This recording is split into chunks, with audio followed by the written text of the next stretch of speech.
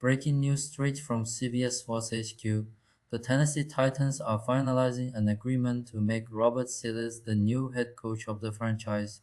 After a turbulent stint with the New York Jets and a solid return as the defensive coordinator of the San Francisco 49ers, Saleh is getting a new chance as the head coach now in Nashville. This hiring marks a pure shift in philosophy for the Titans and reignites discussions about quarterback development, defensive identity, and correcting past mistakes. Breaking news into CBS Sports HQ. The Tennessee Titans are finalizing a deal to make Robert Saleh their new head coach. Saleh was the defensive coordinator in San Francisco this past season. 20-36 as a head coach of the Jets from 2021 to 2024. He was fired 5 games into his 4th season in New York. Now heading to Nashville to become the new head coach of the Tennessee Titans. Much more on this story coming up here. We've got reaction. Robert Saleh heading to the Tennessee Titans as their new head coach. Are finalizing a deal to make Robert Saleh their new head coach. Saleh was the defensive coordinator in San Francisco this past season. He was 20-36 as head coach of the Jets from 2021 to 2024. He was fired 5 games into his 4th season in New York, looking to get it right in Nashville. Back here with 2-time Super Bowl champ Bryant McFadden and BMAC. Yep. Robert Saleh to the Tennessee Titans. Your initial reaction is what? Well, I like the fit for both sides. When you look at what didn't go right there for Robert Saleh in New York, there was a lot that was circulating around him that led to a disappointing opportunity there in New York. And heck, they still haven't gotten things right within that organization. But then when you look at the Tennessee Titans, they kind of attacked this situation differently, Hakeem, than what they did previously. Remember when they brought in Brian Callahan to be the head coach, he was more of an offensive-minded coach. And, of course, that didn't work out. So I think they kind of going back to what they did with Mike Vrabel when they hired him, being more of a defensive-oriented coach and trying to set that foundation, get that foundation started on the defensive side. And then, of course, find quality offensive staffers, particularly the OC, to help develop Cam Ward. And when you look at what he's done in terms of just the structure, I think they believe that Robert Saleh can be that piece that they need to create that successful winning-like structure in the organization, something they've been missing for quite some time. Yeah, that's going to be key, right? Because you got a defensive mind-headed coach in Robert Saleh trying to develop Cam Ward, right, in year 2. You remember in the preseason, Cam Ward said our offense was mid, Yep. and it made headlines, and they could never really get going. Well, it was worse than mid all season. They finished 30th in points per game, less than 17 points per game. When you talk about developing him, what do they need to do with Cam Ward? They really have to go get more pieces because it's not just Cam Ward. Well, they got to go get an offensive coordinator who's had experience with successful offensive play in the National Football League, who also has experience working with the quarterback. Now, when you look at the vacancies that are still available, there are a slew of opportunities, right, that have to be figured out. So if I'm Robert Saleh, I got to look to see who is available, who is a guy that I trust. The central point of this hiring is identity. What didn't work with Robert Saleh at the Jets can't be analyzed superficially. He inherited an unstable roster, a chaotic situation at quarterback, and an organization that still hasn't managed to get structured. Nonetheless, his defense has always been competitive. The Titans seem to have understood this. After trying an offensive route with Brian Callahan, which clearly didn't work, the franchise is going back to its roots: strong defense, discipline, and structure, just like during the best years with Mike Vrabel, whose firing today increasingly sounds like a mistake. The big question now revolves around Cam Ward. The second year of a young quarterback often defines a lot, and the numbers from 2024 were alarming. 30th in points per game, less than 17 points per game, poor protection, and few offensive weapons. Saleh is not a QB guru, which makes the choice of the offensive coordinator absolutely critical. The Titans need someone with real experience in developing quarterbacks in the NFL. Without that, as was well said in the program, it seems like the team needs to walk 150 yards to score something unsustainable in the league. Another relevant point: Jonathan Gannon and Arizona were also in the mix, but Saleh chose Tennessee. This suggests confidence in Cam Ward and more clarity in the Titans project than in the uncertain situation of Kyler Murray. With the Cardinals, it's a mutual bet. The B or B plus grade given in the debate makes sense. It's not a home run signing, but it is coherent, logical, and aligned with the franchise's moment. Saleh brings leadership, respect in the locker room, and the defensive foundation that can at least keep the team competitive while the offense tries to get organized. Not only to get the most out of our offense, but to get the most out of our quarterback. Because in the National Football League, when you don't have quarterback production, it feels like you have to drive 150 yards to score. Forget the 100 yards. It's 150 because it's harder. It's a struggle. And we've seen that throughout the National Football League with teams that are very, very good and teams that are very, very bad. It usually starts or stops with the inability to get the most out of your quarterback. And we've seen some flashes from Cam Ward. I understand it was a very, very difficult year because of the lack of protection and just not having talent around him. But we've seen flashes of him doing some pretty good things. And that's something that you can build upon if you get the right coach in place to coach him. Do you like the hire of Robert Saleh over Matt Nagy, and how do you grade the hire for the Tennessee Titans? I like the hire, and I believe the Tennessee Titans valued Robert Saleh more so than any other coach they interviewed, because if you look at this process for Tennessee, the Arizona Cardinals are right there as well. I think Arizona requested a second interview for Robert Saleh. So it's basically between Arizona and Tennessee for Robert Saleh.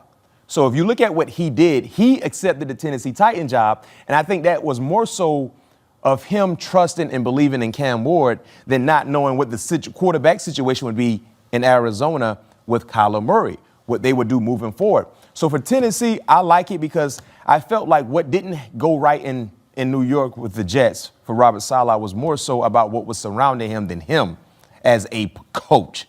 So this is a second opportunity. Let's see, can he right some of his wrongs for what didn't happen in New York and get things rolling with Tennessee, because clearly, I really feel like when they fired Vrabel, that was a mistake. And now we're seeing that, no question, that was a mistake. So they're trying to correct their wrongs as well. So you're going to give it like a B+?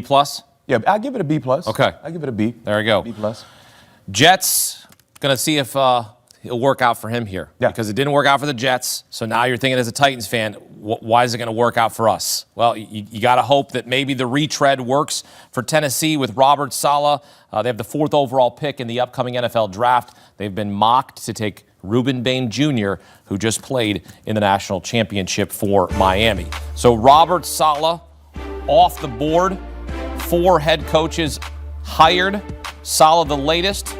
Still plenty of openings. The Browns, Cardinals, Raiders, Ravens, Steelers, and the Bills, the latest with an opening. And look, when a head coach or an offensive coordinator or a defensive coordinator is hired, we will have instant reaction right here. Let's take you to Miami now. Hard Rock Stadium, home of the Dolphins, site of tonight's national championship game. Charles Davis and Danny Cannell standing by.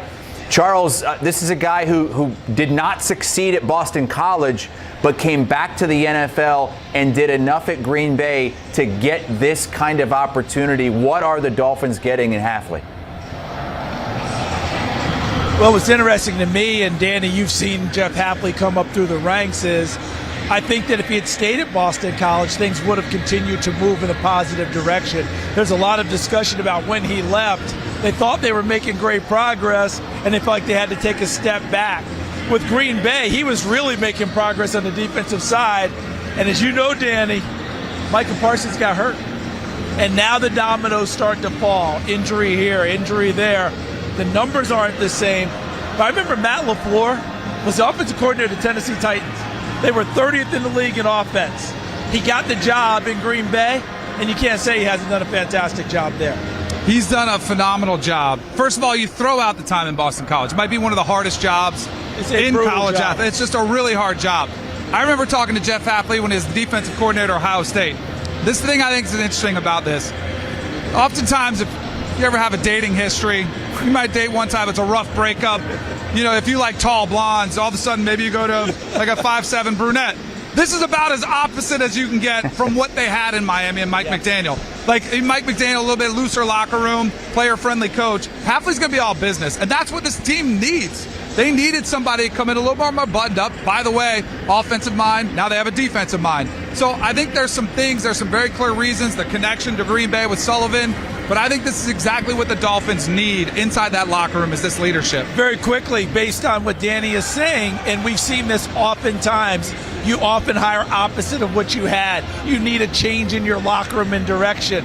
The defense was pretty darn good under Anthony Weaver. They did some nice things. But I think what we're saying overall is we need this locker room to know that this guy's in charge and this is how it's going to be. And by the way, get ready for some match quarter coverage that you're going to see next year with the Miami Dolphins. That's all well and good. Defensive guy. Obviously, the defense is something that can take you to a championship game. We're seeing that in the 4 teams that are top 10 in defense that are remaining in the NFL.